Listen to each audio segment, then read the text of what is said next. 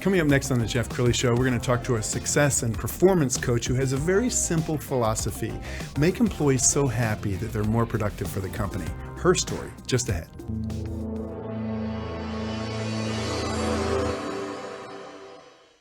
Many are predicting that the worst is yet to come, which is unfortunate, said one person here. Until now, they've enjoyed the reputation of being the nation's icebox. Watched a burglar in his home this morning by webcam. As a journalist of over 25 years, stories are what make my world turn. Reporting live from the Dallas newsroom tonight, Jeff Crilley, Fox 4 News. But in 2008, I took the jump from my familiar life and started a PR firm from my home. We're talking about anyone with a camcorder like the one I'm using becomes a television network. We started slowly growing the company, and we now have over 100 clients, and we've branched into the world of live digital broadcasting. I now own 8 different TV studios and have a huge team, and the stories that I now get to share are sometimes the most important of my life. Life has a funny way of coming around full circle. This is the Jeff Crilley Show. Well, performance coaches are common in sports. Most athletes have one. And if you're an artist and you're a performing artist, having a performance coach is just natural. But if you're a business owner, how do you know when you need a performance coach to take you to the next level? To talk about that today, a performance coach, Dr. Jayne Gardner, and one of her clients, Doctor. I'll take it. I kind of like that ring. Yeah. Joel Patterson, he is the CEO and founder of the Vesti Group. Thanks for coming on the show. Good to be here. All right. Dr. Jayne, let's start with you. Okay, so how does a company know when it needs a performance coach? You know, if you want to grow, if you want your business to go beyond where it is now, Jeff, let's do it. That's performance enhancement. But as a CEO myself, I know that the CEO ego is very fragile. So when you come into a company and you discover that the CEO is the problem, how do you navigate that? Yes, it's tough. Sometimes, though, I don't know if you're like this or not, but sometimes that leader is really looking for someone to say what nobody else will tell them. And so what I found is when I can really be that blind spot for that leader and say, hey, you know, have you ever thought that maybe you need to adapt to this or change this? The people that are really ripe for coaching are going to look at it and go, okay, I kind of get that. And it's almost exciting to think about changing something that would open up their world to more growth, less people problems, make them get where they really want to go. So Joel, your business has quadrupled since meeting Jayne a few years ago. Tell us about her process, and do you remember first meeting her and what you thought you would experience? Yeah, sure. I don't mind sharing that at all. It was 6-7 years ago. You and I are in a group together, a small group, a peer group, and we were talking within that group about ways to kind of learn more about yourself. And I had gone through therapy not my whole life, but in the last few years, or back then, to really not because I was looking to fix something, but I just wanted to learn about who I am. And it didn't really do that. And then through our group, as we were talking about this, I learned of Jayne, that somebody else had worked with her in the past. And I went to her office and I said, hey, this is what's going on. I'm not feeling super passionate about my job right now. I love what I do, but I feel like something's missing. I don't have good goals. And we were off and running. And she helped me kind of put those goals together right out of the gate, but also became instrumental in kind of building and rolling out her overall process within our organization to allow other people in the company to take advantage of similar opportunities. And yeah, it's been life-changing for me personally, but also it's created a ton of value in the organization. Well, one of the things I learned through that peer group, EO, is work on the business, not in the business. Jayne, when you first met Joel, was he too in the weeds? He was devoured by the business. And I remember him asking me this question is, if I were to actually be in that role of leader, CEO, what would I even do? Do you remember that point? Absolutely. Yeah. It's difficult when you grow up in an industry. My business didn't really say. So we work with growing companies that oftentimes need to change their software to allow them to scale, and we help them go in. We help companies implement that new software. And that's what I did. I was a business consultant. I worked with software. I worked with clients to change their business process and become more efficient. And then all of a sudden, as I was recreating people to do that in our organization, so that I could elevate and do other things, all of a sudden I realized, well, what does that mean? I've never done this job before. And I took that to her, and we just started working through that and really narrowing the focus of what I need to be doing in order to allow my organization to grow and do what I want it to do, but also making sure that I'm doing things that are fulfilling, that I'm learning, all the things that she already knew were important to me. And it's that kind of conversation with somebody who really, a third party in essence, that can help you kind of work through those things. It's no different than a sports team, and having a coach and really being able to see blind spots, but more importantly, see where you're good and where you can execute and maybe aren't necessarily thinking about yourself in the respect or the light that you should, and pointing that out that, hey, that's a strength you're not fully taking advantage of. So a lot of value there. And Jayne, Joel sounds like a perfect client for you, somebody who's willing to change and adjust their ways. He was. It was so delightful to watch Joel move from this really introverted, kind of quiet leader who was doing a dynamic job, but didn't realize the capacity he had to lead people. And so to see that style and that leadership emerge into this leader that now people call working at his company best job ever, I think that describes it to a T. Now, staying with you, Jayne, you're now moving from just coaching individuals to coaching entire companies, which brings on a whole other set of dynamics. Not everybody wants to be coached. You come into a company as the outsider. Tell us what it's like when you're coaching an entire company. Yes. Well, Joel and I really faced that when we decided together to put my process in as the basis for his culture. And we thought, okay, let's just have everybody take it, and I'm sure they'll be thrilled to take it. Not so much. And so we really had to work through, how do we put this in a company where people are enthusiastic about it? So we decided to make it volunteer, and we went to his leadership team first and offered them the opportunity to develop themselves, because that's really what we have done in this process, is really taught your people how to grow themselves. And then together it has grown his company.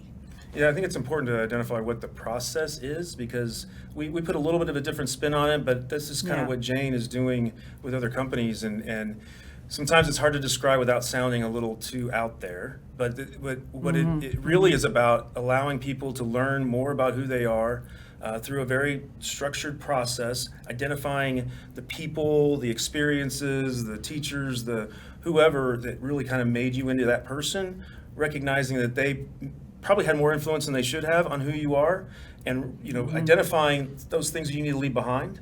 And again, this is all personal. This is not we're not pushing anything. We're giving you tools, and then moving forward with what you really want your beliefs to be. And really the point is to allow our people to become better versions of themselves. They've got to want to. It's, like I said, it's a 12-week process that they do outside of work hours. But we've probably had close to 25 people that have taken it now. And without question, everybody has gotten something from it. And for some people, they've straight up said it's changed their lives. And that's not, we want to be the best job ever. We don't want to be so in your face all the time that it feels like a cult or something. And sometimes people worry about that. It's not about that. It's really about just investing in your people and giving them the tools they need to execute. And that will translate to better performance at the office. Absolutely. I just remember, Joel, the first team that I took through, we took about 5 or 6 consultants, and we started them through the process. And I remember one of them said to me after we got started in it, he said, this doesn't seem like what we're supposed to be doing at work. We're talking about, our wives and our children and what we're really worried about in our personal lives as well as at work. And he was concerned that we were getting out of the boundaries of business. And so when I said to him that, your leader has gone through this process and given you permission to develop your whole life, not just the development of you as a solution architect or a programmer or all the titles, that work there, he's really giving you permission to figure out who you are, because he knows that if you become your best self, I think he knows that you're going to perform more. Yeah, we're a very people-focused business. We're a culture-first company, but we're in professional services. We've got almost 80 employees. We have a lot of people and a lot of personalities and a lot of relationships, and we went through COVID too, right? And so there's all these dynamics that are playing into it, and if we can get just if one person is a little bit more engaged and can do one more thing with a client or help out one of their colleagues, all that stuff matters. And this is just kind of one key component of our overarching goal of just creating the best job ever for our people. We worked a lot we started really that first year of COVID, installing this as a culture. And one of the first things we worked on was something I call ESP, emotional set point. And we just worked with people, Jeff, to get them more excited. And of course, it was a challenging time in everyone's life anyway, but I figured if I could get them happier, literally, just wanting to come to work and happy when they got there, excited, then performance was going to automatically go up. And I think that's what we've seen. And the companies change as you help a client grow. The culture can often suffer because managing a company of 20 is different than managing a company of 80. And Joel, you're always on the best places to work list. So Jayne, talk a little bit about how you navigate the growth and keeping that culture vibrant. The growth, it's so exciting. Every entrepreneur I work with says, I want to grow it and I want to grow it fast. And yet, Joel kind of has an uncanny stability on knowing how fast he wants to grow, and that if he grows too fast, it's going to put too much pressure on his people. So we balance that in and out.